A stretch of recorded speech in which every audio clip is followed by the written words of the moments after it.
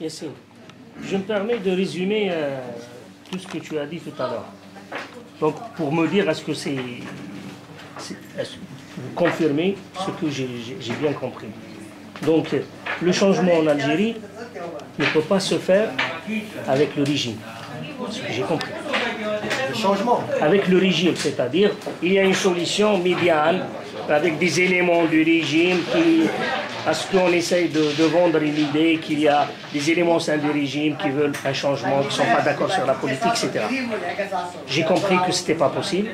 Deuxième chose, que le régime il est prêt à aller jusqu'au bout, à mettre l'intégrité territoriale, d'ailleurs la présence du problème de Sahel, l'intégrité territoriale, l'intégrité physique des citoyens en cause, le seul souci, qu'ils se maintiennent au pouvoir. Et troisième chose, vous sur le terrain, vous dites qu'il y a une possibilité qu'une étincelle voit le jour et que le vide ou l'absence d'un encadrement politique peut avorter tout espoir de changement et peut conduire l'Algérie dans un autre comment dirais-je, aventure, cercle de violence. Je pense que c'est que j'ai compris.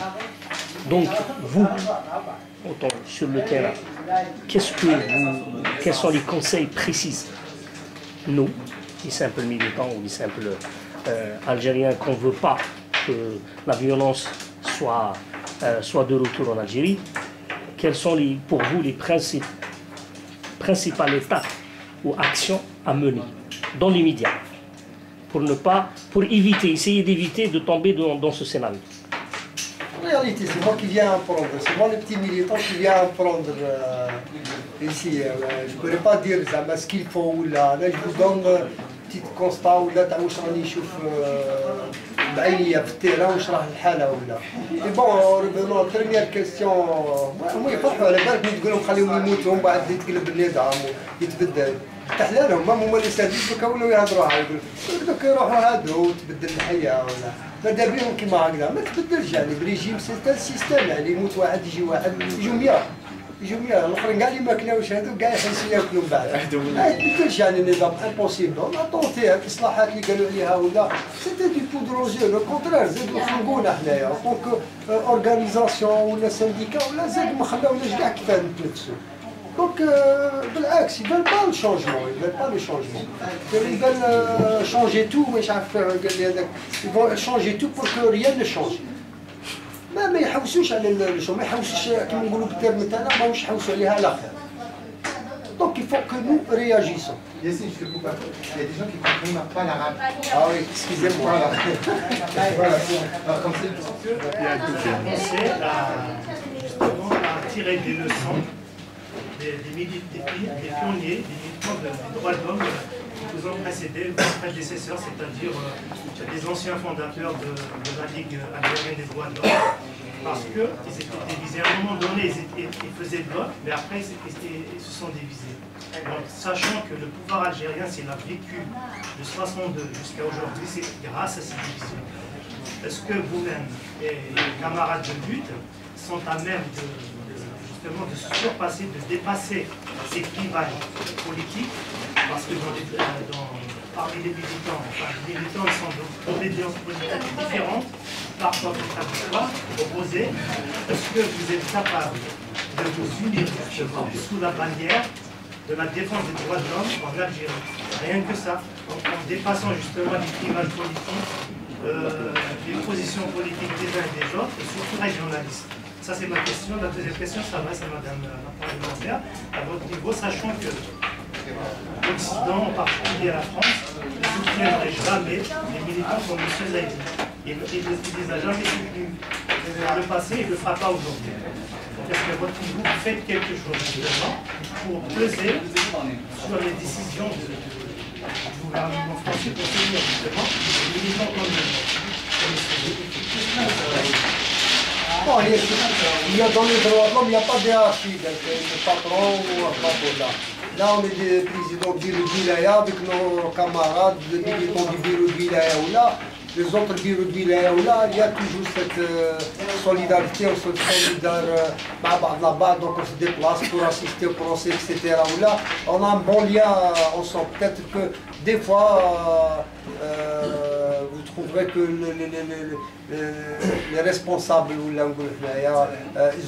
ils disent d'autres propos là, mais en réalité, nous, en tant que militants de la Ligue, on متفاهمين احنا في بعضنا بعض. Pour être clair, par exemple, vous trouvez un militant des droits donc, qui est communiste, révolutionnaire, un autre qui est religieux ou quelque chose comme ça, il y a un combat commun qui est la défense des droits d'homme en Algérie. Justement, le pouvoir souffle sur ces braises. Dans le passé, les militants des droits d'homme étaient divisés sur ces points-là. Mais vous, en tant que militant, est-ce qu'aujourd'hui, vous pouvez justement mettre de côté vos différences d'origine pour ne défendre que les droits d'homme, que ça, et ça, sachant que le seul but, c'est de faire tomber le pouvoir en Algérie. Parce que lui, justement, il survit de ces divisions. Il n'y a que ça qui explique la longévité du pouvoir en Algérie. Il n'y a que ça. Il n'a aucune idéologie, il n'a pas de militant, et il n'a rien. Et justement, il vit, il a survécu de ces divisions. Est-ce que vous, maintenant, en 2012, bientôt 2013, est-ce que vous êtes capable, justement, de regarder ce point-là, pour dépasser ce clivage, vous dire, aujourd'hui, c'est l'Algérie qui nous intéresse. Ce pouvoir doit partir, comme l'a dit tout à l'heure l'intervenant. On ne peut pas changer le régime doit partir.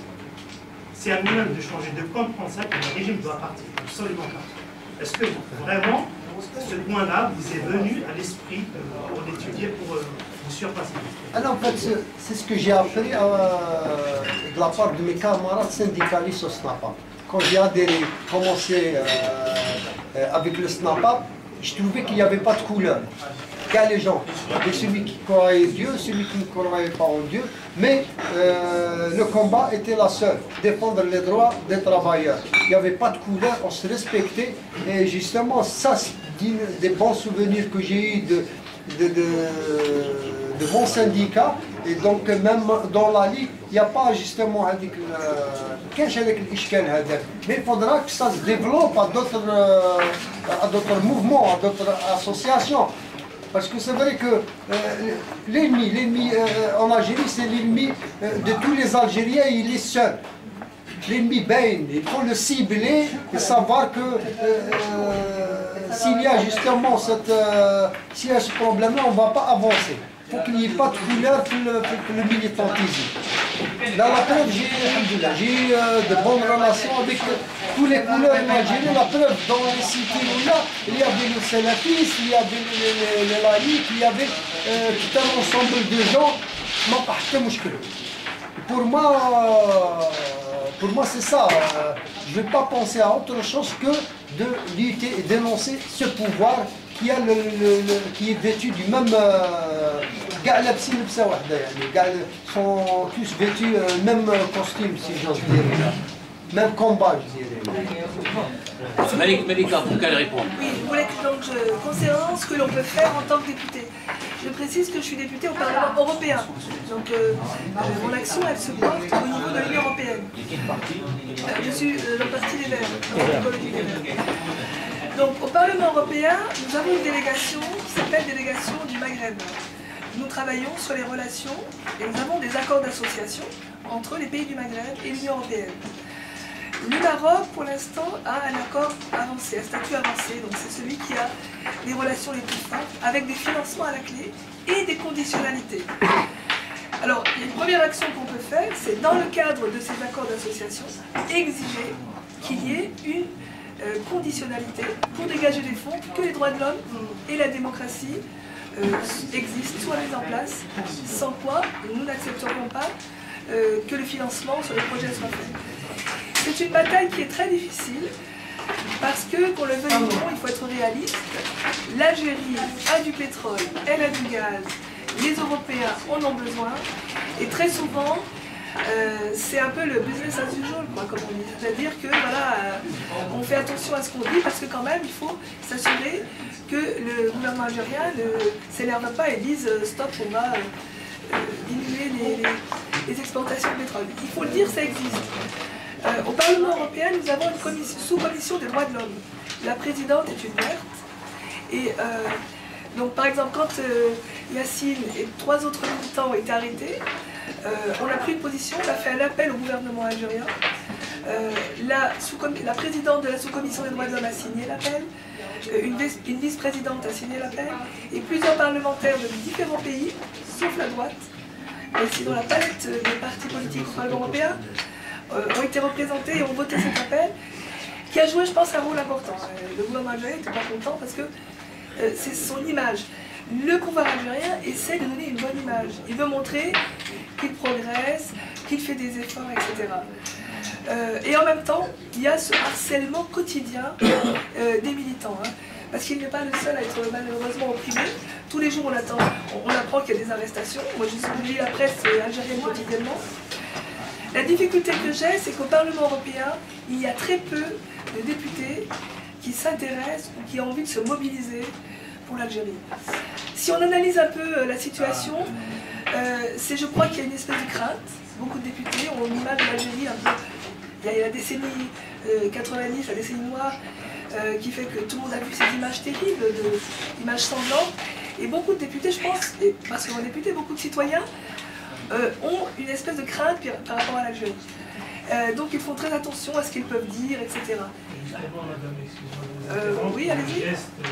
On se rappelle très bien du geste de l'un de vos collègues, ma mère en l'occurrence, qui a refusé de serrer la main de Khalifa, avec lui dans le stade lors d'une rencontre de rugby. Justement, ça nous a marqué. Oui, mais allez, on sort un peu du débat là, si ça vous dérange pas. Parce qu'il y a d'autres personnes. Justement, ce sont ces petites dénonciations qui font connaître la situation des droits de l'homme en Algérie. C'est pour ça, c'est pour sa page médiatique que le pouvoir soit mis à nu, que les pattes du pouvoir soient mises à nu. Voilà, c'est ça dont on a besoin. Oui, non mais voilà, donc je pense que d'une part, il faut que dans les accords qui sont des textes légaux, la question des droits de l'homme soit mise et soit prise en compte, et ensuite qu'on mette les gouvernants, qu'ils soient algériens ou autres, devant leurs engagements. Ils s'engagent à respecter les droits, alors allez-y, et donc alerter et sanctionner parce que les droits de l'homme ne sont pas pris en compte. La presse, les médias sociaux ont un rôle très important. Je crois qu'il faut les soutenir. Voilà, je pense que des citoyens comme Yassine, il faut absolument les soutenir. J'ai l'impression aussi que le Forum social mondial, au sein duquel il y a un forum social maghrébin, peut-être jouer un rôle et je crois qu'il faut les soutenir.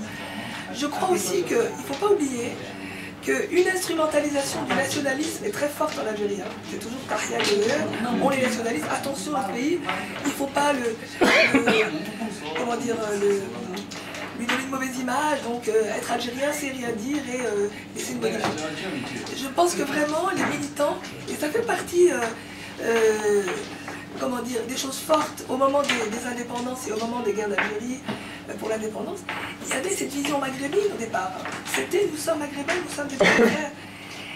Je crois que c'est important aussi, dans cette lutte des droits de l'homme, être en réseau avec les Marocains, les Tunisiens, les Mauritaniens, les Libyens, pour aussi sortir de l'instrumentalisation du nationalisme qui est toujours un peu celui qui est utilisé pour dire taisez-vous, attention, l'image est trompeuse. Merci.